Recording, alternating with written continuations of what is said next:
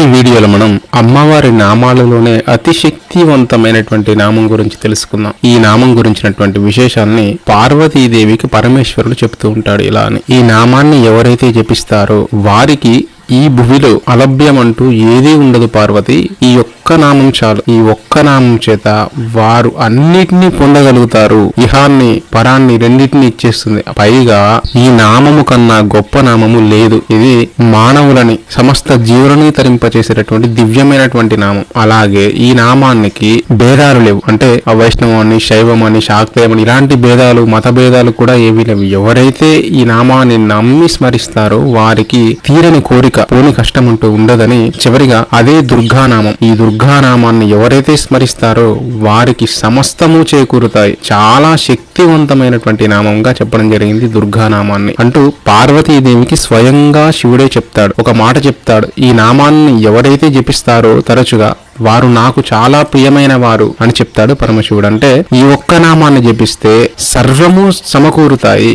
ఎవరైతే కష్టాలలో ఉండి ఈ యొక్క నామాన్ని అదే పనిగా స్మరిస్తూ ఉంటారో దుర్గా దుర్గా దుర్గా దుర్గా అని వారికి తప్పక దాని నుంచి విముక్తి లభిస్తుంది అని మనకు చెప్పడం జరిగింది. సమస్త కష్టాలకు ఈ ఒక్క నామమే మిమ్మల్ని ఒడ్డుకు తీసుకొని ఆ యొక్క సమస్య నుంచి దరి చేర్చగలదు. ఇది శివుడే పార్వతికి చెప్పినటువంటి సందేశం. కాబట్టి మనలాంటి సామాన్యులు ఈ యొక్క దుర్గానామాన్ని నిరంతరం స్మరించడం ద్వారా ఎంతో అద్భుతమైనటువంటి ఫలితాన్ని పొందవచ్చు.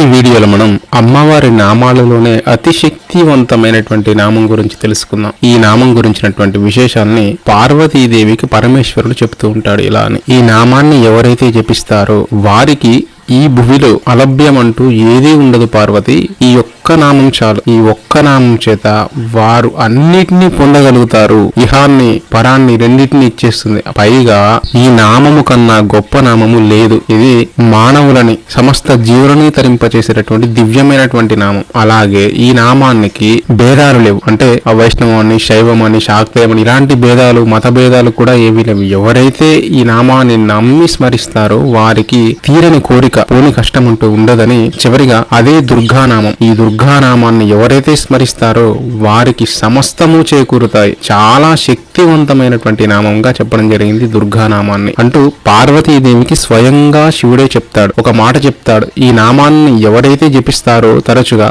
వారు నాకు చాలా ప్రియమైన వారు అని చెప్తాడు పరమశివుడు. అంటే ఈ ఒక్క నామాన్ని జపిస్తే సర్వము సమకూరుతాయి. ఎవరైతే కష్టాలలో ఉండి ఈ యొక్క నామాన్ని అదే పనిగా స్మరిస్తూ ఉంటారో దుర్గా దుర్గా దుర్గా దుర్గా అని వారికి తప్పక దాని నుంచి విముక్తి లభిస్తుంది అని మనకు చెప్పడం జరిగింది. సమస్త కష్టాలకు ఈ ఒక్క